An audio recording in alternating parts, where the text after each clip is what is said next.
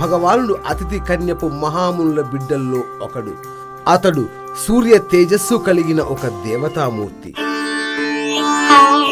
సూర్యుని చుట్టూ భూమి, భూమి చుట్టూ చంద్రుడు ఒక నిర్దిష్ట కక్షలో తిరిగే గమనాన్ని బట్టి మన పూర్వీకులు కాలాన్ని లెక్కించేవారు.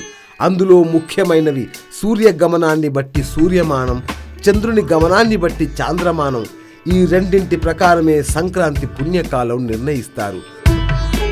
భూమిపై మారే వాతావరణ మార్పులను బట్టి, సూర్యకాంతి తీవ్రతను బట్టి మన ప్రాచీన మునులు సంవత్సర కాలాన్ని సూర్యుడు గతి మారే 12 రాశులుగా విభజించారు. దీని ప్రకారం సూర్యుడు ఒక్కొక్క నెల ఒక్కొక్క రాశిలో ప్రవేశిస్తాడు. ఇలా ప్రవేశించడాన్ని సంక్రమణం అంటారు. దానినే కొందరు సంక్రాంతి అంటారు. సూర్యుడు మకర రాశిలో ప్రవేశిస్తాడు కావున ఈ సంక్రాంతిని మకర సంక్రాంతి అంటారు. మన పూర్వీకులు సూర్యుని సంచారాన్ని 2 విభాగాలుగా విభజించారు.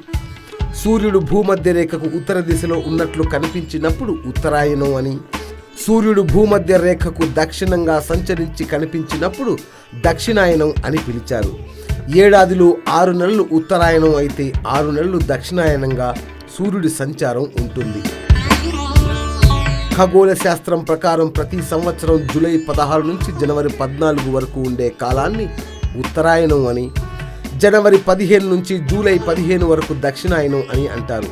ఇంతటి మార్పుకు సంబంధించిన రహస్యాన్ని లోకంలోని అతి సామాన్యులకు అర్థమయ్యేలా విభజించేందుకు సంక్రాంతి పండుగను చేసుకునే సాంప్రదాయం ఆచరణలోకి వచ్చింది.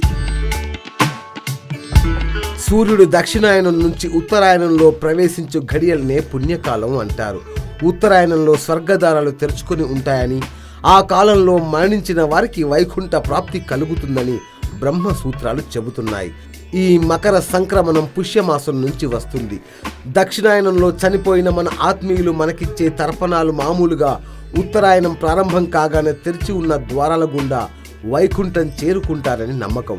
అందుకే ఈరోజు పెద్దలకు బట్టలు, నైవేద్యాలు వంటివి పెడతారు. ఇది సంక్రాంతి పుణ్యకాలం వెనుక ఉన్న కథ.